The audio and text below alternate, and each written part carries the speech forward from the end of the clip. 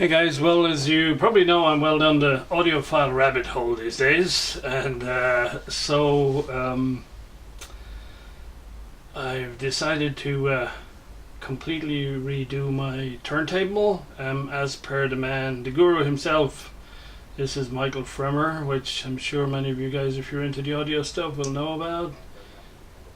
And this is like one of his seminars on how you go through all the details of setting up turntable. But before you do that, and I figured looking through this, I have most of the gear that I need to do this.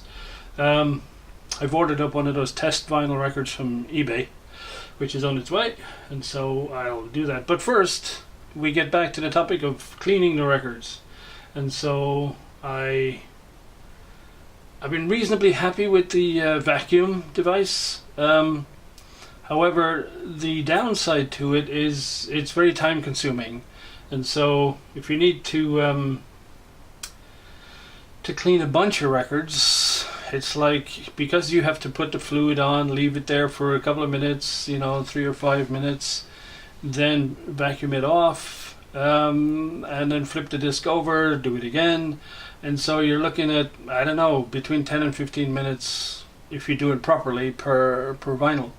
And if you go and get a bunch of vinyl records and you want to clean them all, there's your whole day gone right there. So since I have an ultrasonic cleaning tank, I thought, yeah, let's have a look at this ultrasonic cleaning. So here's the idea. I think it's fairly straightforward. You just rig up a little mechanism whereby you can stack a couple of vinyls, dip them in the fluid, and you rotate them, and then you take them out and dry them. Now, I guess I have the benefit that I already have the vacuum thing, so I can just put a bunch of these things in, let them run for 5 or 10 minutes in the ultrasonic bath, take them out, give them a quick vacuum, and I'm done. So that's the plan. There's all sorts of types on here, as I'm sure you guys know.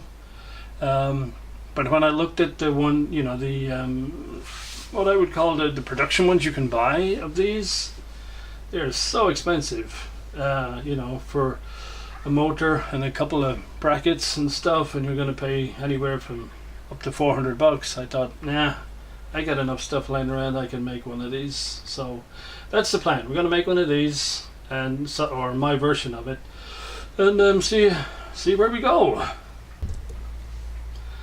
So another potential advantage of this system is for the even for the vacuum system. The fluid manufacturer does say you can put the fluid in the microwave and heat it up, and it'll increase the effectiveness of the fluid. But of course, when you spray it on the surface of the disc and then you leave it for 3 or 4 or 5 minutes, it goes cold again. So with the ultrasonic bath, you can heat the liquid gently and it'll stay warm. And so another reason why I'm going to give this a shot, the third reason, is probably I have some records, including some brand new vinyls that I bought, where the vacuum device hasn't actually successfully cleaned them. It's made them better, but it hasn't completely done the trick. So I'm hoping that this is going to be the final step in the process, and we're then done with vinyl cleaning as far as technology is concerned. And yeah, we'll then get on to the nitty-gritties, ins and outs of all the details of setting up the turntable.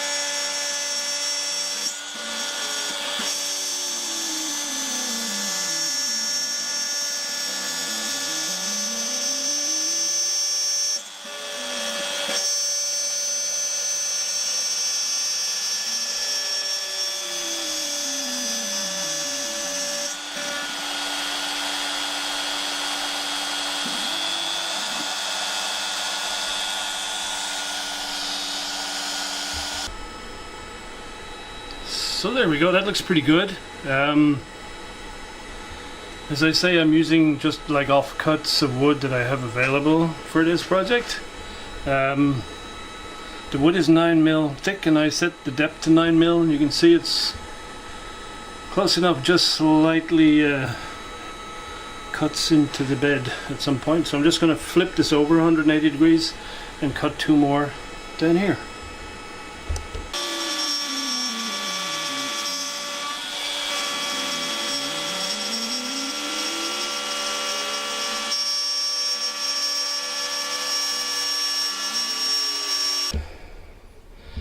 And there we go. I just have to break these out, and that should be enough to dunk 3 vinyls at a time into the tank, and we'll see how this goes.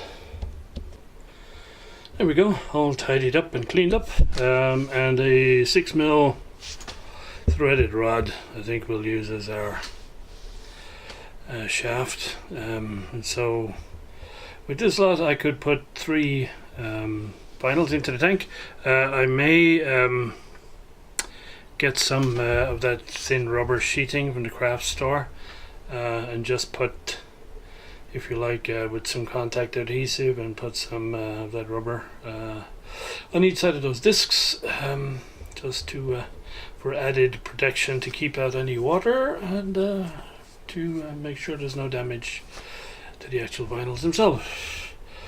Okay, so that's that bit done. The next I have to figure out how I mount those against the tank. Now I've ordered up a little 2 RPM motor from our good friends in the Middle Kingdom, and when that arrives I guess I'll figure out how to mount it, and I found a power supply for it from the junk box, and so yeah, we'll keep going. As I say, I'm just using wherever I can junk materials that I have, or materials I have on hand, because yeah, no idea if this is going to be a success or not. But the downside with the vacuum machine is, yeah, if you want to do multiple records, yeah, it eats up your whole day. So I'm hoping this is going to be better. And of course the benefit of doing it like this with the CNC is if I have room in the tank to put like 4 or 5 discs in at the same time, then it's no problem to just stick a bit more wood into the CNC, call up the file, and run off another 1 or 2 of these little discs. And well, the offcut reminds me that next time I need to make a baffle or a speaker mounting board for a radio project, the old CNC will come in equally handy for that too.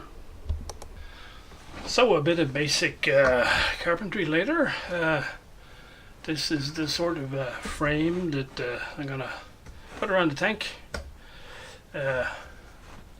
Once the motor arrives, I'll figure out how I mount it here.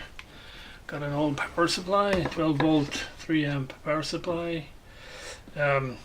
Assuming this is good enough to drive the motor, which I hope it is, then we'll figure all this lot out when that comes. So I think we'll put this one aside while we wait for a motor to arrive.